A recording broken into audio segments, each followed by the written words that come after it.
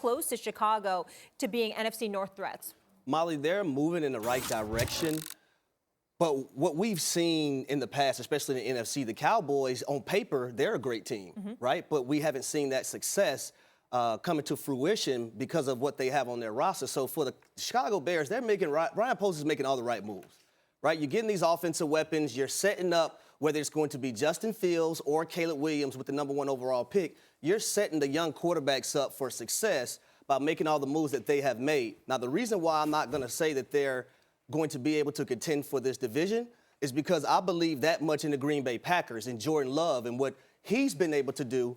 They got, Josh Jacobs, who's a bell cow back. They also signed Xavier McKinney. And I also love what the Detroit Lions have done in free agency. Yeah, just relax, Bart Scott. You ready to jump over the gate? We just started. Let me finish, Bart Scott. Calm down.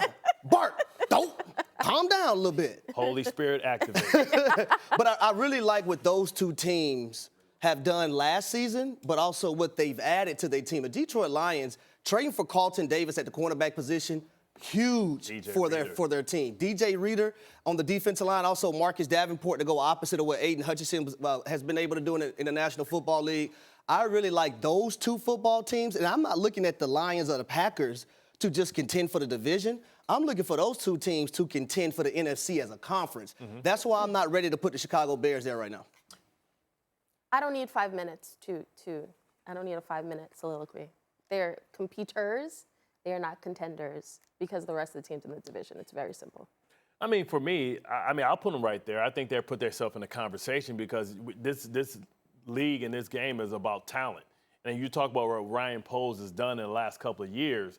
He's put a lot of talent. People forget that he traded for Montez Sweat in the middle of the year. And this defense was on fire and gave the Lions and everybody else everything that they can handle. After that trade. Right, after the trade, right? And, he came in, got 6 sacks. And, Ryan Poles is operating as a general manager that knows he has a quarterback on a rookie deal coming in and he can go and spin like crazy, right? So he's improved the talent. You talk about being able to add Keenan Allen, veteran leadership, also great locker room guys, professionals to teach the young guys how it's done. So when you talk about from a talent acquisition, now all the pressure falls on the coach to be able to take this talent and make them a team. Exactly. The coach is, I would say he's probably 3rd or 4th within the division as far as, if you think about leadership. But I think when you talk about talent with Kevin Burke, you got playmakers out there, right? You should be able to contend is how fast can these guys gel together, right? When I came over here for the Ravens with the Jets, it was a bunch of new faces from different places, right? They brought in Alan Faneca, Calvin Pace, Chris Jenkins, myself, Jim Leonard. We all came in like in a 2-year period and we're able to gel and mesh because we had been in certain places. We had comfortability. We were familiar with each other as far as from a scheme standpoint. So I wouldn't put it past them. The question is, how do they handle this quarterback situation to make sure that Caleb Williams can have an environment where he's not looking over his shoulder? Because if Fields is still there, it could split the locker room because you have guys that will always believe that Justin Fields will give them the better chance to win right now. And the general manager has to think about the now and the future. And, players don't want to hear that. They want to win right now with the best player. That's my thing about the Chicago Bears when you look at them, how they're currently constructed. Right now, it's the distraction of, what is going to happen with Justin Fields.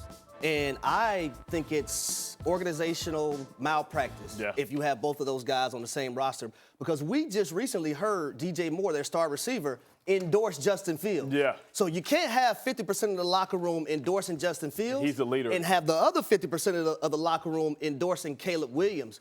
But I think you said something too, though, Bart. The vets that they brought in, DeAndre Swift, Gerald Everett, Keenan Allen, Coleman Shelton at the center position, Montez Sweat they traded for, Kevin Byard. Edmonds the year before. That's huge for a team that I feel like needs leadership. Right. So I think Ryan Poles is doing a great job of having the young guys sprinkle into the mix, but doing a great job of bringing veteran players in that play meaningful football as well that can help guide things along the way. But it's not just, first of all, it's not just the Justin Fields question, because talking to league people, a lot of them are on board with it makes sense to keep them both, which we have all agreed that we are not in favor of. But forget it. Let's say they move on from Justin Fields. Even having a rookie quarterback, as talented as we expect Caleb Williams to be, we expect that talent to transfer. He is still a rookie. A lot of us were high on Justin when he first came out, not comparing the talent, but just saying a lot of these rookie quarterbacks, you're high on the talent, Jordan Love, but there's still an adjustment that will happen. So when I look at this division and see a Jordan Love several years in, showing improvement himself as a player, when I look at the Vikings are a separate situation with Sam Darnold. Well, they just made a huge trade right now, so they yes, have right. But again, who is that guy? Again, it's just a question of who's going to be that guy. And then the Lions, when I look at Goff and I look at the offense that they have, that's where I think the establishment of those two teams, the Lions and the Lions and the Packers, I think they're the clear favorite. Yeah, and you have the Bears competing for that relevance. I can respect that, but I can say that this environment right here is similar to the one that C.J. Stroud went to in Houston last year, and he had no problem. If that guy right there is what they say he is, if he's the truth, like they say he is, then he should have no problem in coming in and handing the ball off to Swift and being able to have Keenan Allen and DJ Moore win on the outside. You know, they solidify the offensive line. If I'm Justin Fields, I'm so jealous that I'm leaving this environment and I have to go and maybe be a backup and try and prove myself because it's been malpractice for years. He's been done wrong. And often we see that, you know, from organizations that didn't have a clear direction, didn't have clear leadership, and now they have a vision, but it's too late because they're operating as if they want to have a team that has a guy on a rookie quarterback contract and reset the market so that they can go out and spend frivolously so they can look similar to San Francisco and be able to have an abundance of talent. I like your point. I would just say the divisions are different. C.J. Stroud going into the AFC South. We've got you still have Jacksonville. Well, we still have Jacksonville I think right the head coaches are different.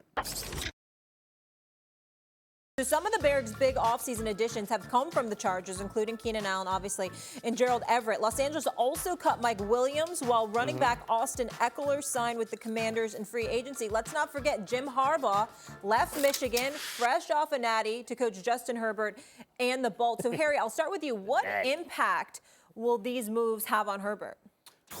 Well, what we have to understand, you got to look at the head coach first, Molly. Okay. I think the head coach in Jim Harbaugh, what he was able to do with every stop he's been at, whether it's San Diego, Stanford, the San Francisco 49ers. I played against him when I was in Atlanta when he was coaching those teams. And then at Michigan winning the national championship.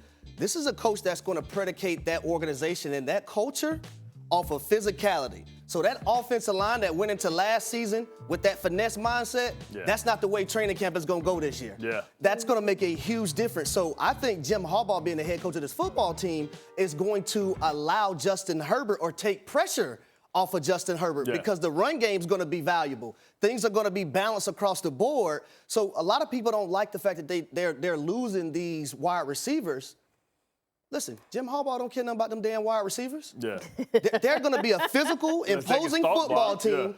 They didn't throw a pass in the second half, I believe it was against Penn State, when he was at Michigan. Now, he missed that game, but hell, he was still the overseer. They did not throw a pass in the second half. That tells you everything about Jim Harbaugh and what his philosophy is and how he wants to build his culture. And if guys don't want to buy in, if guys don't want to be into it, he's going to get them out of there.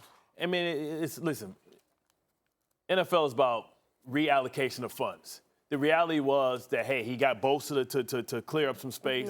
He got Khalil Mack to clear up some space. Keenan Allen wasn't on that trip. He wasn't about to give up his money. He's 32 years old. He's going to the last year of his deal. You kind of got to reset the market. They have the, sixth pick overall? Fifth pick overall. It's a lot of talent. They can go there.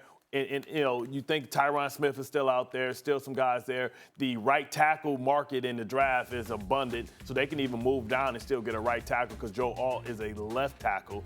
And then, or they can address to get a weapon, so they can replace the weapon.